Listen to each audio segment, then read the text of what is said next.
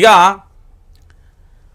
చెప్పులు రైతుల కాళ్లకు ఉంటాయి, రైతు బంధు అడిగితే చెప్పులతోనే కొట్టండి అని అంటావా? ఎన్ని గుండెలరా మీకు? ఎట్లా మాట్లాడతారు? కండకావరమా? కళ్ళు నెత్తికెక్కినాయా? ప్రజలను అనేది అట్లా ఒక్క మాట చెప్తున్నా, నోటి దుసురు మాట్లాడేటోళ్ళారా జాగ్రత్త. పంటలు పండించే రైతుకు కూడా చెప్పులు ఉంటాయి. రైతులు చెప్పులు ఎట్లుంటాయి? బందోబస్తు ఉంటాయి, గట్టిగా గుటుక్కుమంటాయి. ఒక్కటే చెప్పు దెబ్బతోని 3 పళ్ళు రాలిపోతాయి. దానికోసమా మీరు అడిగేది? నిజంగా కూడా చెప్పుతో రైతులు కొడతా అన్న సన్నాసులు మరి వాళ్ళు రైతు పండించే అన్నం తినకపోతే ఏం తింటాలో? నిజంగా రైతులను చెప్పులతో ఎవడెవడైతే కొడతా అన్నాడో వాడు రైతు పండించే అన్నం తినడు.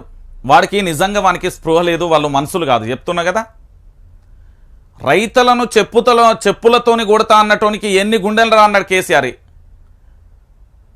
ఇది నిజం. ఎందుకంటే రైతులకు రైతుల మీద తనకున్న ప్రేమ ఈ మాటల రూపంలో అర్థమవుతుంది కదా తెలంగాణ ప్రాంత బిడ్డలారా.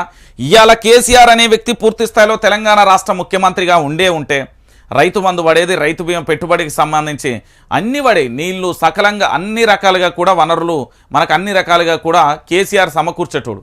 కానీ వీళ్ళకు పరిపాలన రాదు. నిజంగా కూడా ఏంది అంటే రైతుల చెప్పులు చాలా స్ట్రాంగ్ ఉంటాయి.